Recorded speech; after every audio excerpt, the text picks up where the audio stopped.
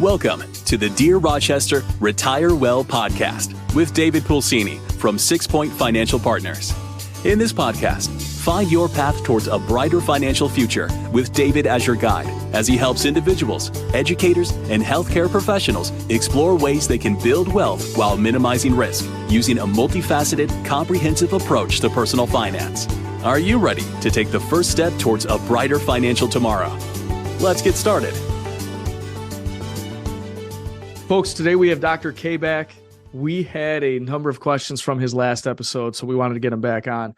We're going to start with a follow-up from that episode on different emotional challenges folks face upon retirement. And as a quick reminder, we talked about people honestly retiring and being bored. We talked about people procrastinating once they retire and getting the tasks done or the things that they thought they would get done.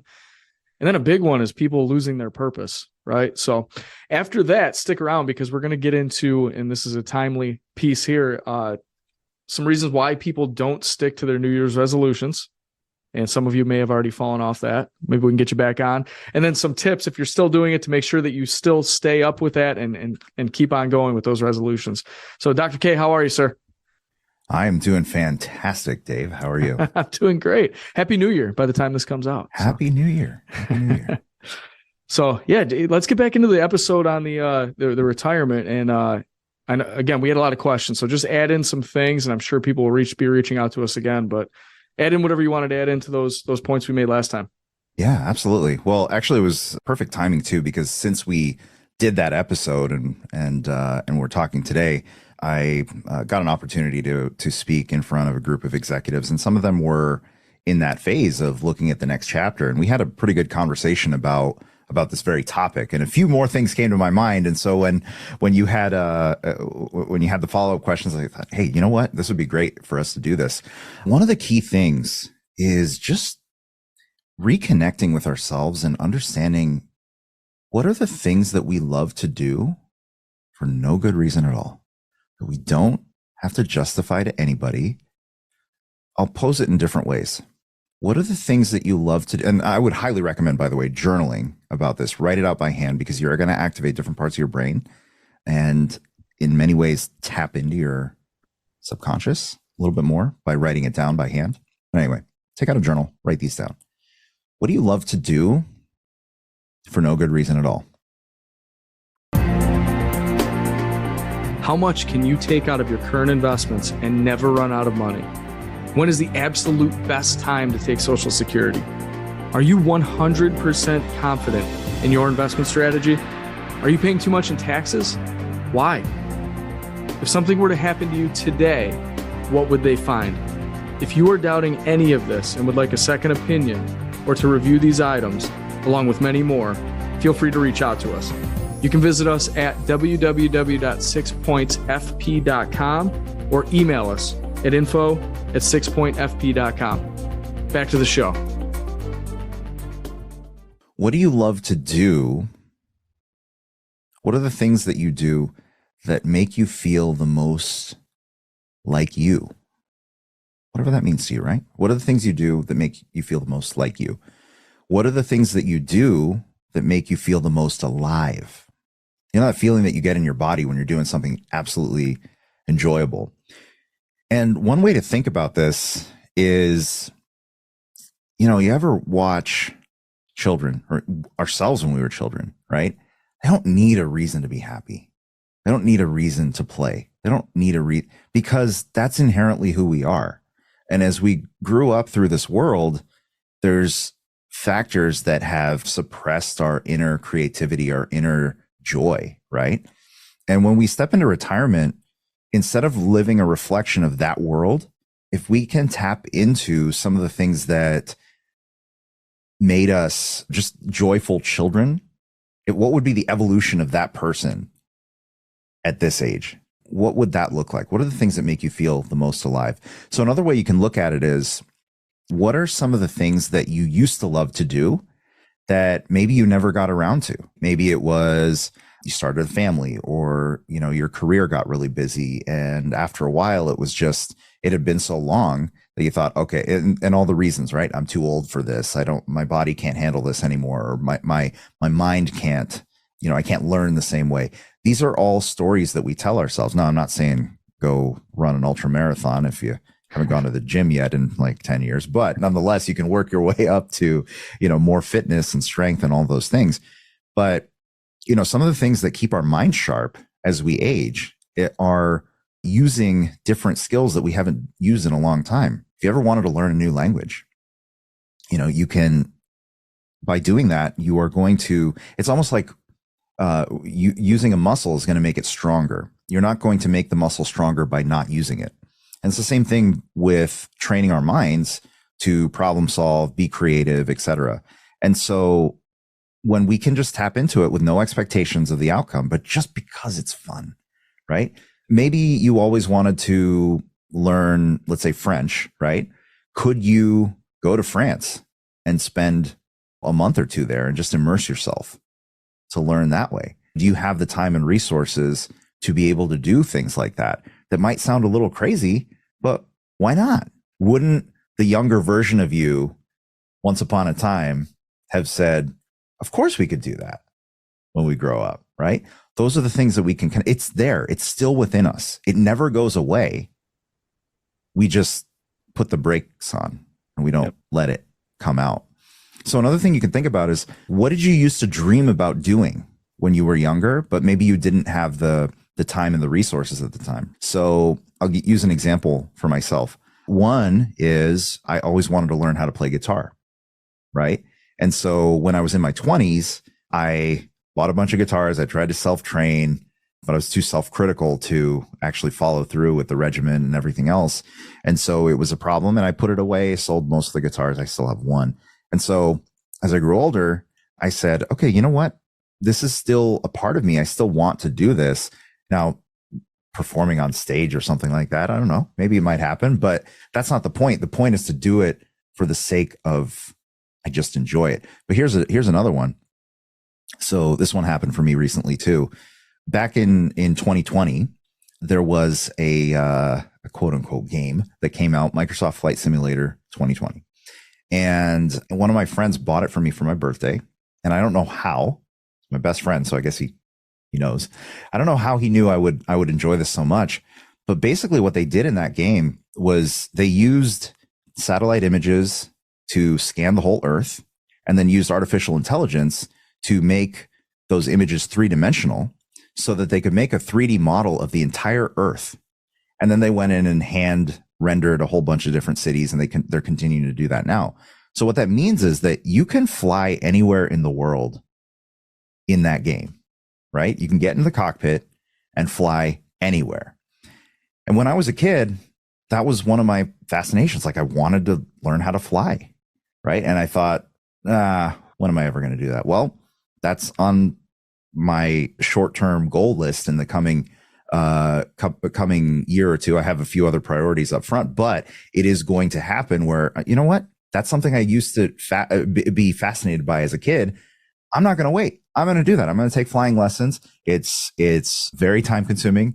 It's an expensive hobby, and I don't care because my heart sings when I think about just getting up and I took one of those discovery flights, and I got to be behind the stick and fly. And I said, this is so liberating. It's so cool. Definitely going to be something. So what are those things that you used to think about when you were a kid that you could go try now? At least give it a shot, right? Maybe you try it and you're like, you know what? This is actually not for me. It doesn't light me up, but try different things to see what would light you up. Now, the final framework, and I'll tell you this, personally, I've been through enough in my life that I'm not afraid of emotional pain. I'm not asking for tragedy, right? But I do know that whenever pain happens, I'll be able to handle it. I'll navigate it. It'll take its time, but I'll navigate it, find meaning in it. But there's one thing that scares me. It's not death. It's regret. I don't want to wake up one day when I'm 92 years old and look back on my life and say, what if? What if I had talked to that person? What if I had tried that hobby? What if I don't want to regret anything. So while we have this moment, and especially if we have more time after retirement, give it a shot. You don't want to get to a point where you ever look back and regret, right? So think about what you might regret and just go do those things. Try them out. Because after you try them, you might be like, okay, that actually is not for me.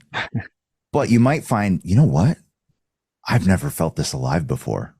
And that's what you're after.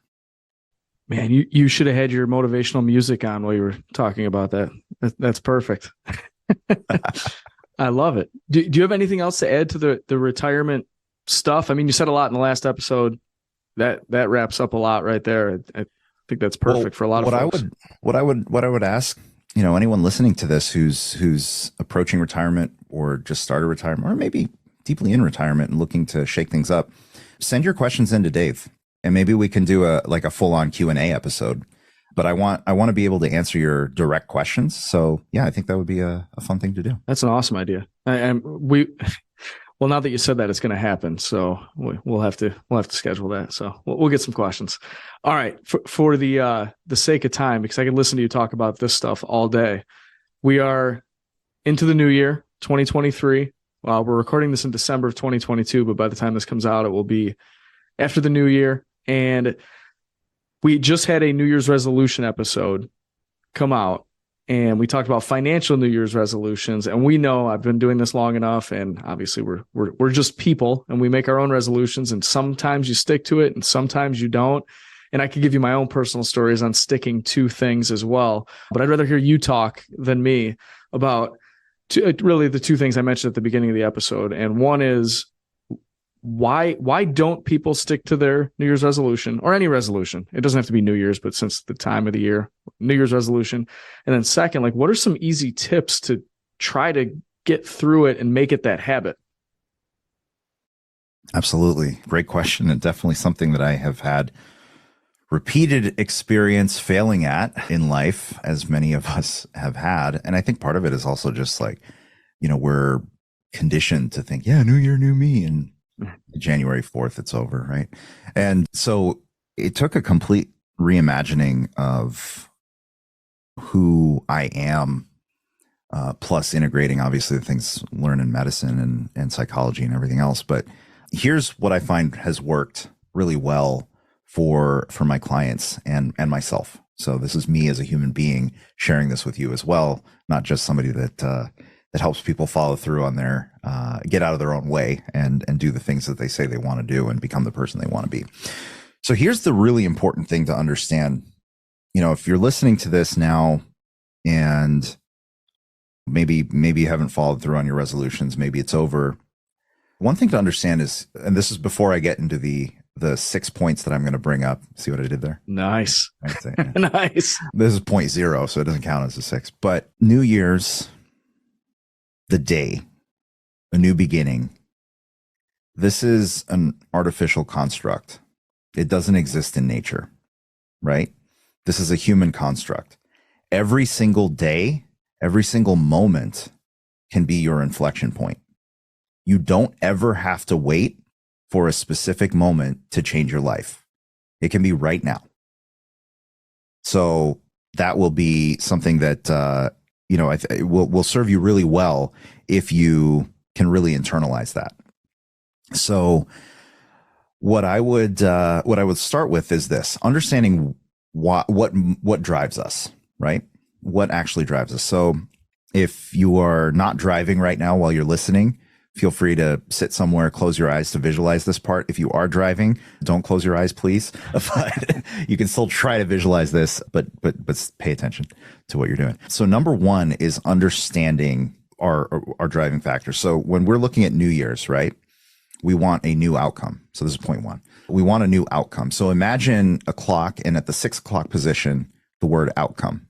So at the 6 o'clock position, right at the bottom, outcome. We want a new outcome in life. New results, whether that's I want to lose weight, I want to get healthier, I want to change my mindset, I want to get into a new routine, I want it, whatever it is, right? We want new outcomes. So let's just use the common one about I want to start losing weight. So at 6 o'clock, you want new outcomes. So what drives, Dave, what are the things that create new outcomes in life? If you get a result, something has to lead to the result. Right. You have to take a step, some action. an action, right? I'm a process and a systems guy. I develop that and get to the outcome. That's right. You take actions that are going to lead to results. So imagine the word action at the 2 o'clock position and draw an arrow from action to result, to action to outcome, from 2 to 6, right? Because every action leads to an outcome.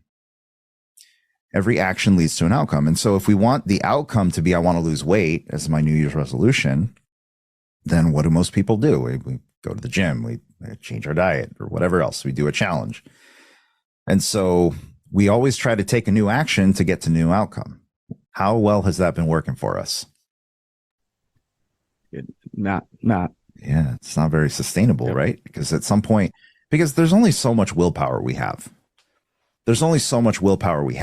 So instead of thinking about, okay, I'm going to force this action, which is against the environmental factors, against the belief systems that I have, right? We got to go one level deeper.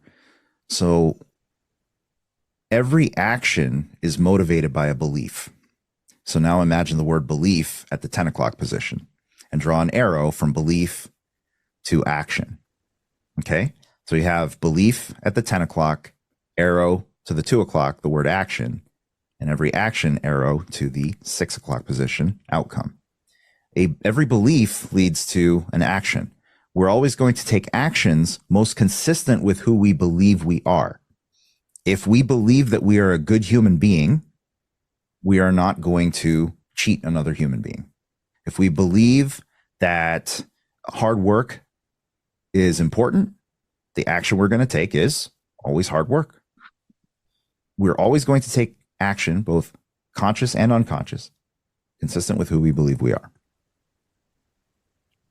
So our beliefs lead to our actions, or actions lead to our outcomes, and then the outcomes reinforce the beliefs. So now draw an arrow from the 6 o'clock to the 10 o'clock, from outcomes to beliefs. And now we have a cycle: belief, action, outcome, back to belief. It's a cycle. Okay. And so the problem that most people run into, and that I ran into for years with New Year's resolutions, is that we start with creating a new action, but that action is not consistent with the belief. So instead of starting with a new action, we need to start with a new belief. Okay. So if we believe, you know what? Oh man, New Year's resolution, I can never lose weight, but I am going to do it this year. I'm going to take new action. And by January 4th, it's over, right? We're not going to the gym. The diet's falling off, right? All of those things. Why? Because we have this belief system that I always fail at changing my diet. I always fail at sticking to the gym. So when we get the outcome by January 4th, 5th, 6th, 7th, whatever it is, that we're not sticking to it, now it reinforces that belief that I always fail at this, that I'm not a healthy person, that I'm not good enough at this. And so because that, and then it just reinforces that. Now next year comes around, now that belief cycle is even stronger. So where you have to start is actually creating a new belief system about yourself, that I'm a healthy person. I am a healthy person. Now you might say, well, Dr. K, I don't have evidence to support this. I know. That's okay. That's what points 2 through 6 are going to be about. Right. So, but this lays the groundwork. Let's start with a new mentality, a new belief system. I am a healthy person. Because if you're a healthy person, what are the actions that you're going to take? What are some of the actions that we would take, Dave, if we're a healthy person? Well, I know this from, I was going to ask you about this anyway. I think we've all had that New Year's resolution. I'm going to get in shape this year. I'm going to do my thing. I'm going to look good. I want to feel good. And for me personally, I can tell you, I don't know when it was, maybe 3 or 4 years ago. I was always an athlete growing up, and in sports and athletic and in decent shape. And then I think a lot of people can relate to this. Like you see that picture of yourself or something. Mm-hmm. And it's like, I don't even remember which picture it was or whatever, but I'm like, that doesn't look like me, or what I think I should look like or feel like. Right. Yeah. So what drove me, and I wanted to ask you about this, and it leads into your question on what the action is. I don't know if it was a belief or like, I was just mad. Like I was mad enough to like stick to it. Yeah. So, and I've stuck to it since. So it wasn't a thing that I did and then gave up on. It was like, I got mad about it, whatever it was. And this could be financial. It could be all sorts of different things. We're just talking about the getting in good physical fitness right now, or in good shape and feeling healthy. But I got mad. And then the second step was, because maybe that's the belief, right? The second step was I made a plan. I got some help on it. We made a nutrition plan, a meal plan, and a fitness plan.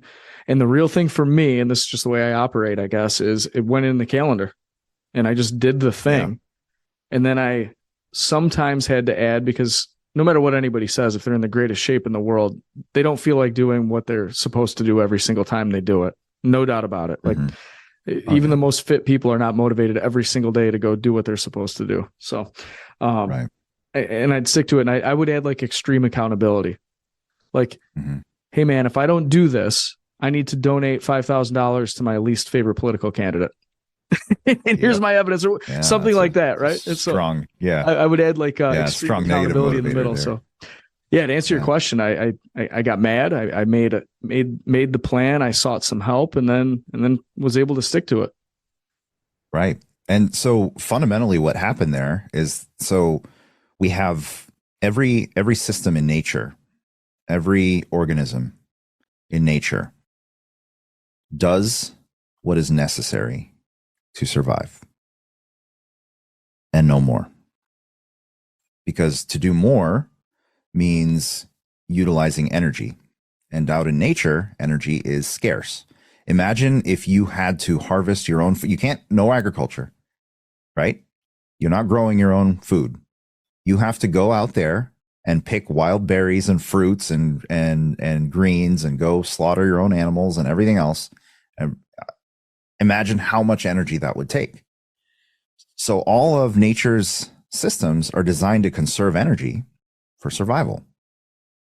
That includes us as well. That's what we're wired for.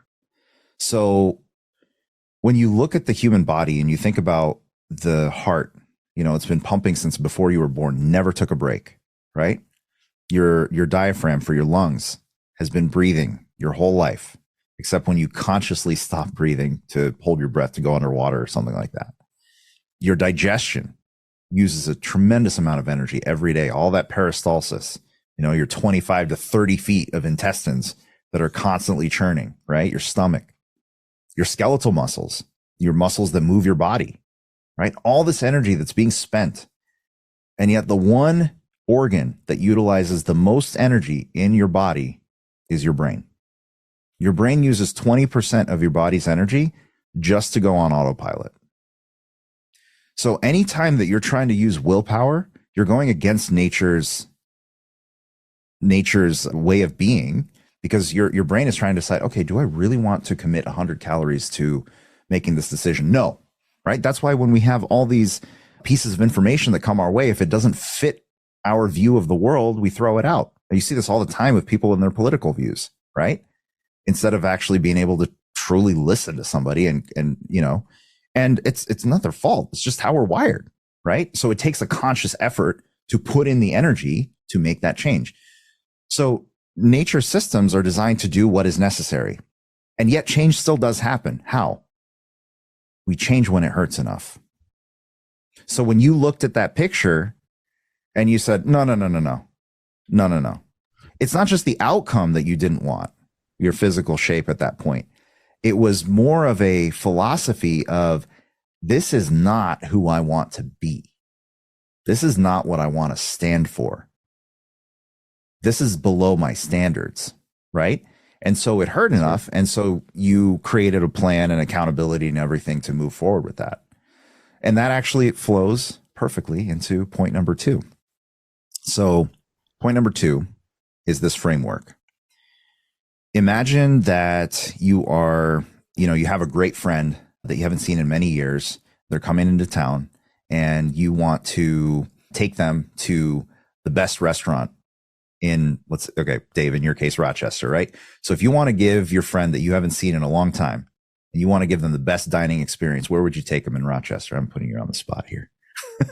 I'd take them to the local diner, man. Yeah, the local diner. Okay, they have good service there? Sure. Yeah. Okay. So they got good service there. You want to give them the greatest experience. Now your expectations are pretty high, right? You want this to be like a great experience for them. So the waiter comes over, gets the order, on top of things, great recommendations. Hey, I'm only in town for 3 days. Like, what's the best thing you got on your menu? Got this is my favorite, but this is the most popular. I would recommend this and this, and awesome, right? The water is filled before you even think about it, right? They come in and check on you, but not in the middle of a conversation. They seem to just know the right spot. It's just phenomenal experience. Your expectations were really high and they exceeded your expectations. So now how do you feel? I feel proud. You feel proud, right? You feel Yeah. good. Yep. Positive emotions. Yep. Now, let's say poor waiter's having a rough day, right? It's just one of those days. So you're trying to lay out the red carpet for your friend, right? But late to get the order. Order was messed up. Ended up spilling a drink on your guest, your friend, right? Your expectations were really high, and now everything has gone wrong. How do you feel? Yeah, maybe a little embarrassed, upset. Embarrassed, upset. Have to take them somewhere else. Yeah. And so it's difficult.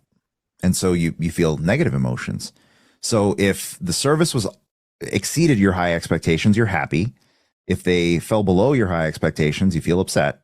All these negative emotions. What is the problem with this situation? A quick interruption.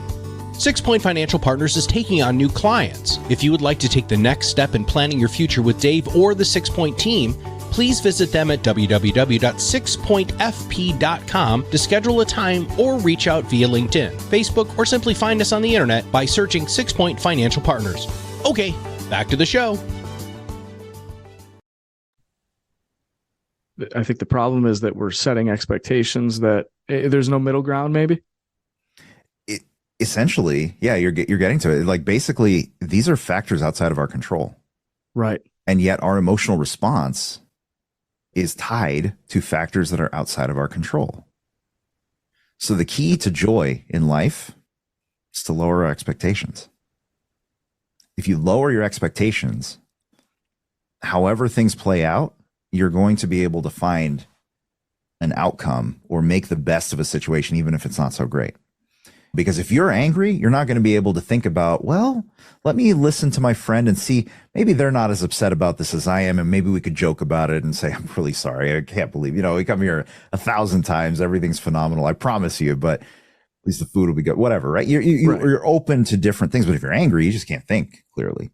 Yep. So we lower our expectations. Now that might go against the fiber of every fiber in somebody's being, who's like a high achieving individual who wants to live a purposeful life, right? An impactful life. And to that, I say there's another framework, which is your standards. So if expectations drive how you feel in response to a situation, expectations drive how you feel emotionally in response to a situation, standards dictate what you will and will not tolerate going forward. Okay? So standards dictate what you will and will not tolerate going forward. So raise your standards, lower your expectations, raise your standards. Because let's say, okay, the next time you take somebody to that diner, and let's say it's again not good, different waiter, not good. Now all of a sudden you're like, wait a second, should I talk to the owner? Is something going on here? Or maybe I don't come back here, right? Maybe I go somewhere else. Maybe I go to the steakhouse, whatever, right? And so you would say that's your standards are such that you wouldn't, but this is what ends up happening, especially around New Year's resolutions, if we're hard on ourselves. And again, we have a belief cycle in the past years of failing at resolutions. So we're ready to just pounce on ourselves emotionally, right? So our expectations are super high. I'm going to lose weight. I'm going to get in the best shape of my life. I'm going to, expectations are super high, but the standards are really low. Because what do we tolerate? We tolerate being mean to ourselves. We tolerate the frustration. We tolerate giving ourselves a way out, right? we subconsciously are sabotaging ourselves by not creating a plan, not creating the structure, not putting it on our calendar, not putting these environmental motivational factors to drive the behavior that we do want. Our standards are low. So instead, flip that. Lower your expectations, raise your standards. Maybe the expectation is, okay, you know what? I got sick. What if on January 6th, you got the flu and you can't go to the gym? You have to rest and recover. I know in the past when that happened to me, I would be hard on myself. Look, you failed again. But the reality is, like, you get sick, you gotta heal up, right? Yep. If your expectations are low, you say, okay, you know what? This happened. What am I going to do? But I'm going to give myself some credit because up until this point, I have been going. And here's what I'm going to do. I'm going to focus on healing up. My standards are high. I'm going to treat myself nicely, hydrate, rest, take days off from work, whatever you need to do to get healthy. Get back to it afterward. When we're creating a habit and we fall out of the habit, let's say you're eating at a very high level, high nutritional excellence, and then one day you go out with your friends and it's not so great, the food that you take in, right? It's usually not behaviorally. It's not that first meal that messes with you. It's a second one because now you created a new pattern. So if you can go and enjoy that, hey, it's my buddy's birthday. We're going to have some fun, but I'm not going to go to the next level the next day and say, what the hell? I'll just eat whatever today. I'll get back on it on Monday. It's not going to happen.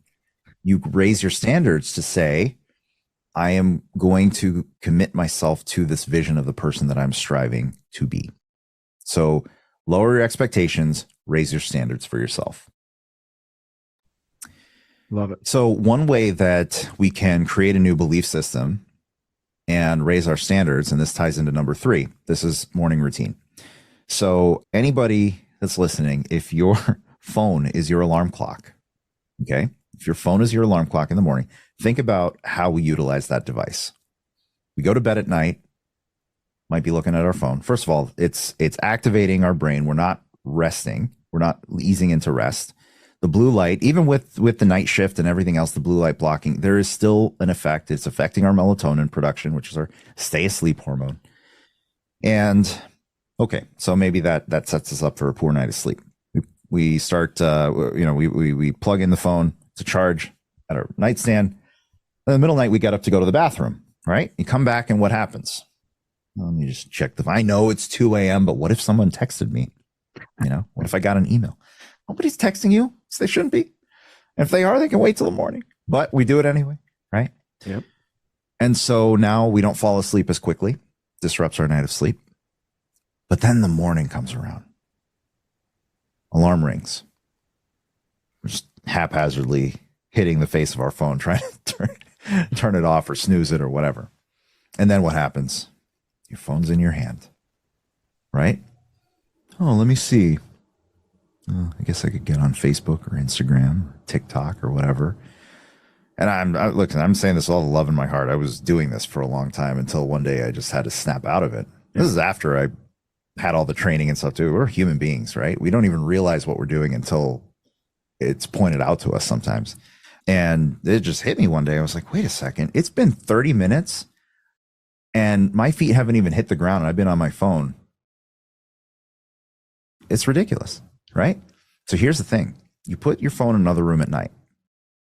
Charge it in another room. When you wake up first of all, that's going to help your quality of sleep. When you wake up in the morning, it's really important to understand. So we have a circadian rhythm, a day-night body clock cycle. And one of the hormones that we have is a stress hormone. It's really an alertness hormone called cortisol. And it has a normal pattern of being higher in the morning and it trails off during the day. That makes sense. You want to be alert in the morning and you want to not be so alert when you're trying to go to sleep at night. So it gradually trails off.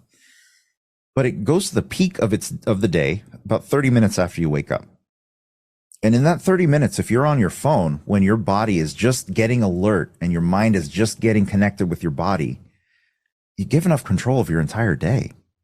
If you've been consuming the news or a social media post or whatever else in that first 30 minutes, you haven't even gotten a chance to connect with yourself. So instead, your phone's in another room. You wake up, you brush your teeth, you do your thing, and then create a routine that just inspires you, okay? whether that's journaling, whether that's sitting down to meditate or pray, right? Whether that's going for a walk, whether that's making a cup of tea, whether that's visualization of your day, whether that's going outside. One of the things I would highly recommend is getting some sunlight exposure in the morning. And you can stack some of these things too. You can sit outside while you journal. You can sit outside while you meditate, right? You can go for a walk while you listen to one of these podcasts. You can go outside, but the key is that if you do use your phone for any of those things, like listening to a podcast, make sure that you have all your notifications shut off, do not disturb mode at night, so that none of them show up in the morning when you turn on that phone. And you have a routine of, okay, I'm only going to be getting into the podcast app, but staying away from all of those external things, because your phone, your emails, your texts, stuff is someone else's agenda for you. You got to learn how to connect with yourself first.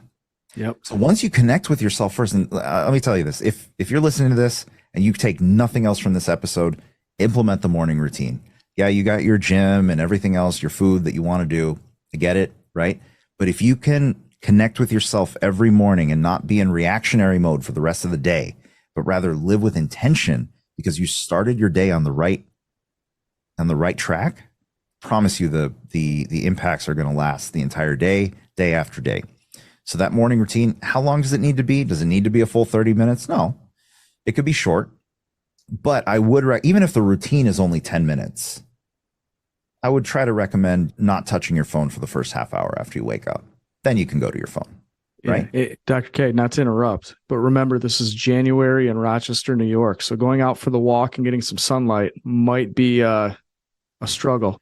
Okay, so believe it or not, in Arizona, even though we have the 115 degree summers, the highs in January, I'm sorry for all of you in Rochester that are listening, but the highs in January here are sometimes 70, 75, 80s.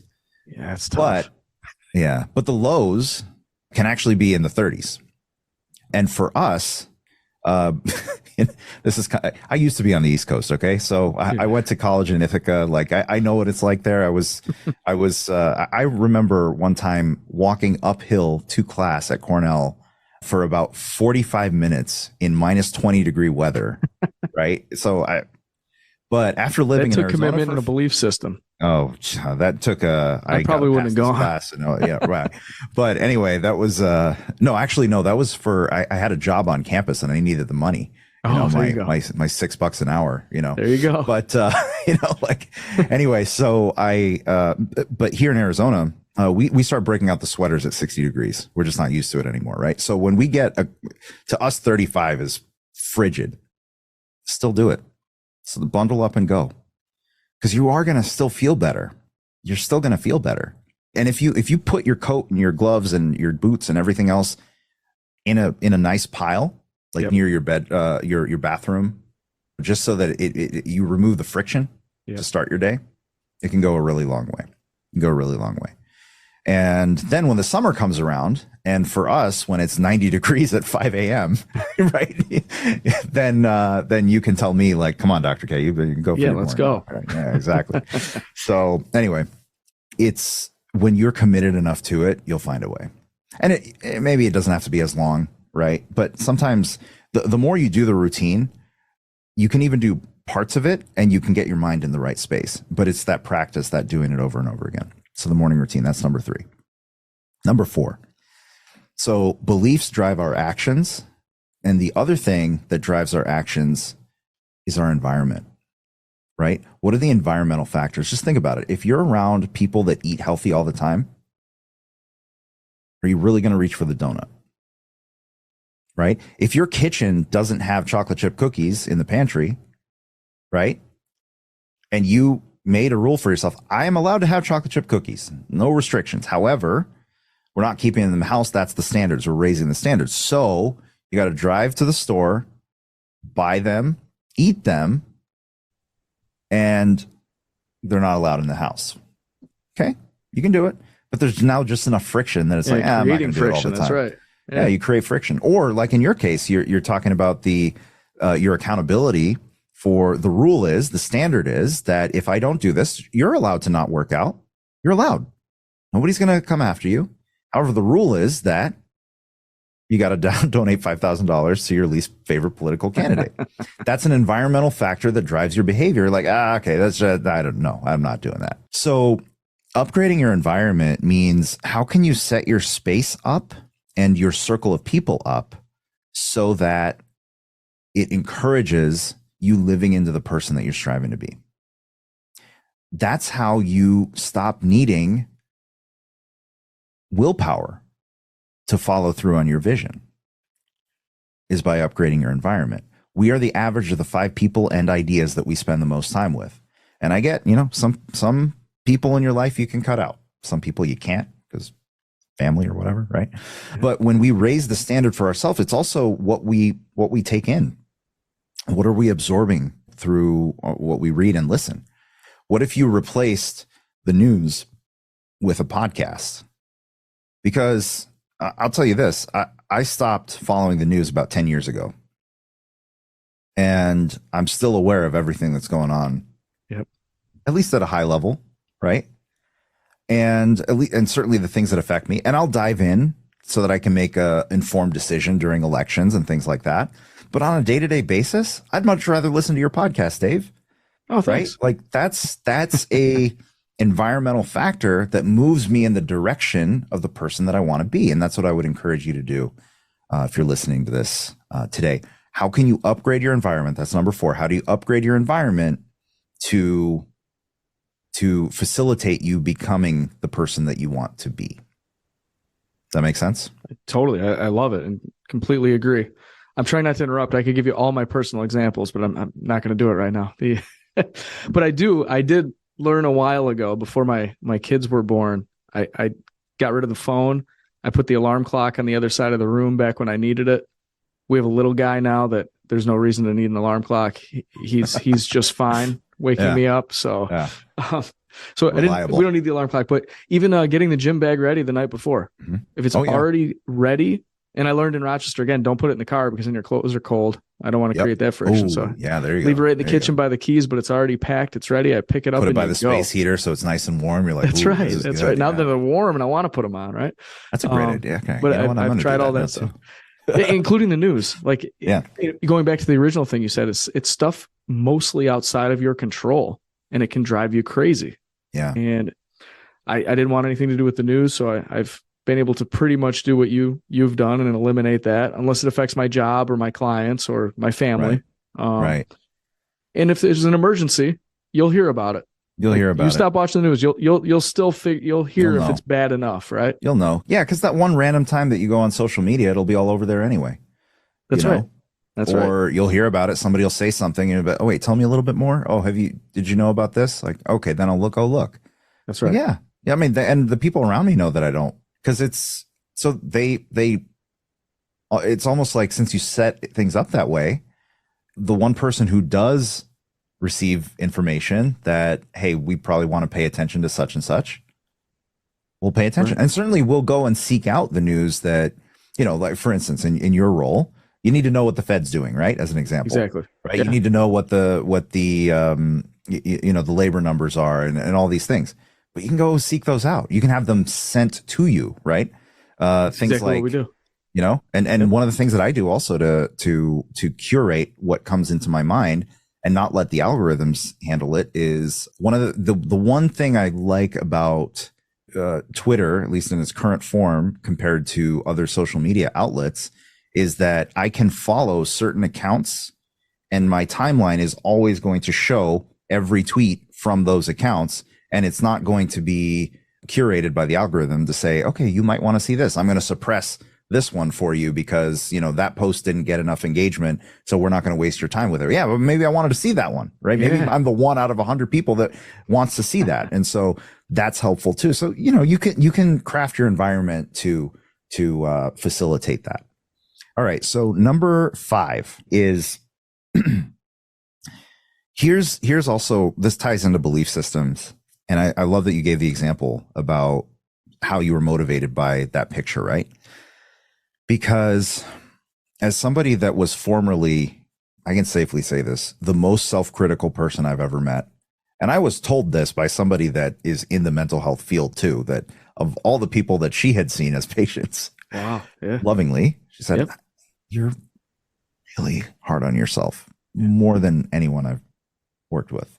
And so, I mean, it was a deep level of self-loathing that I had to overcome. That's a whole different podcast episode, maybe. But if you want to hear that, let us know. So when you're driven by, like, I'm a perfectionist. If I can't do it perfectly, I'm not going to do it at all. That's the operation that I used to live by. That is motivated by a belief system of I'm not good enough. What are the circumstances that were in our past growing up, wanting to make both parents proud, right? Or maybe we were seeking love in a way that we didn't receive in a certain way, right? As we were younger, and that drove us to work harder. And so that did lead to a lot of career success or any of those other things. However, it was motivated by I'm not good enough. So you could drive yourself to work out or eat better from a place of I'm not good enough. But let me tell you this. I lost 100 pounds. Years ago, I lost 100 pounds. And I'm looking at myself in the mirror. And I find that little patch of fat in my lower abdomen, right? Totally. And I'm like, I can't go swimming. I can't take my shirt off in public. It's not good enough. I lost 100 pounds and it wasn't good enough. I had to fix my belief system about who I was, what I stood for, right? I was driven by this is not good enough. So number 5, instead of being driven by I'm not good enough, belief system, you are enough. Try it on. Just imagine that it's a coat, okay? Through your phone or whatever you're listening to this, I am sticking out my hand with this imaginary coat, and it's the I am enough coat. You can try it on. You wear it. If anytime you wear it, you are enough. If you don't like it, you can dispose of it in a week. You don't even have to give it back to me. Just throw it in the trash, right? Try it on for 1 week. And anything that comes up where you're driven internally by I'm not good enough, or I feel self-doubt or self-criticism, you're hard on yourself, say, oh, no, hold on. No. If I am enough, if this were true, how would I handle this situation? Okay. So if you feel like you are enough, you might wonder, wait, if I am enough, okay, I could see myself, if I feel good enough, maybe I'll go to the gym, but would that give me the same drive? And for that, I say, be content and never satisfied. What I mean by that is this: you are enough. This moment right now, focus on what you're grateful for. What do you have in your life that's beautiful? Whether it's your family, your friends, your career, your purpose, like your communities, organizations you're part, whatever it is, right? How are you blessed in this moment? If this were it for our lives at any given point in time, because we never know when our day's coming, right? If at that last moment you could say, I lived a good life, that means right now you'd be in that moment, I'm living a good life. Every moment you're content and you're never satisfied. Meaning, when you know I am enough, when you know I can be a force for good with the people around me, that is the powerful unlock to say that you can make all the changes that you want in this world. So if you are the best version of yourself and you're always seeking to grow, you can be content in every moment and never satisfied, always pushing forward. Not because you're not good enough. Yes, you are good enough. But because you're here for a reason. And what is that reason? Push forward. When you operate from that regard, right? Your New Year's resolutions, like eating better, things like that, it doesn't become about, oh, I want to lose weight, I want to look good, things like that. It's about this body is a vehicle for this purpose that I have in this world. And for me to operate at the highest level, right, in that purpose, this machine, this body and mind need to operate at the full capacity. And so I got to train it, tune it, because you're living in purpose. Yeah, man, that's so good. So Dave, I got point number 6. You ready for it? Sure. No. Dave. Are you ready for it? Yes. Let's All go. right, here we go.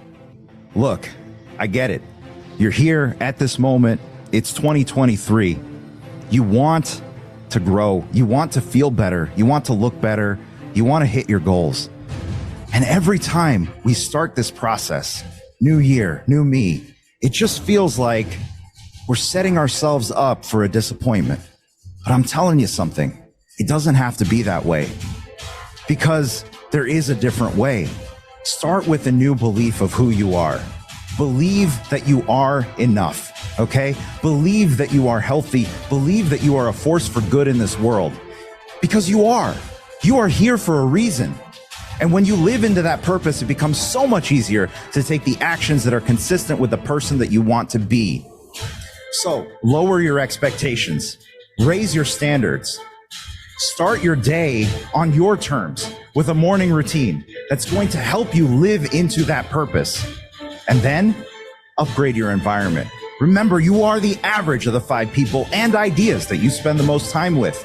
The people that you spend the most time with, the time, the attention, your 2 non-renewable resources, make them count, because you are in charge of your outcomes in life. You are the one that is capable of making the change that you wish to see in this world. So upgrade your environment. Be content. Find the contentment in the gratitude of who you are right now, and never be satisfied. And ultimately, just remember, stop chasing joy. Begin living in wonder.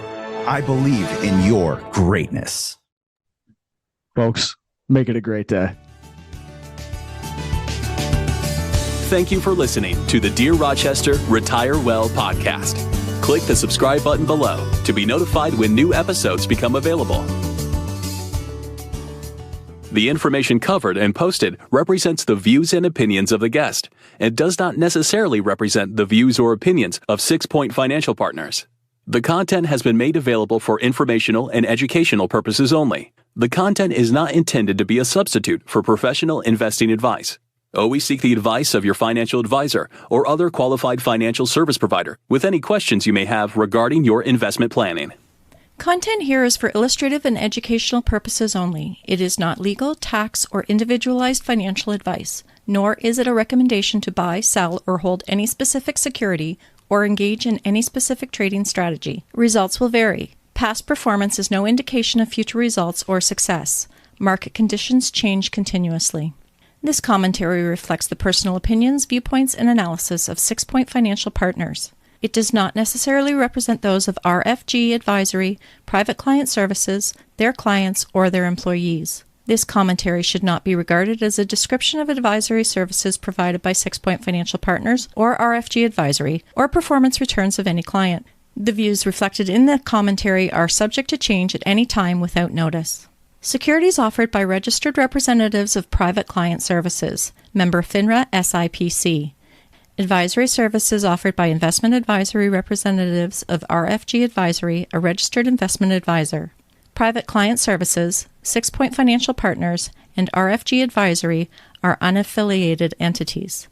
Advisory services are only offered to clients or prospective clients where RFG Advisory and its representatives are properly licensed or exempt from licensure. No advisory services may be rendered by RFG Advisory unless a client agreement is in place.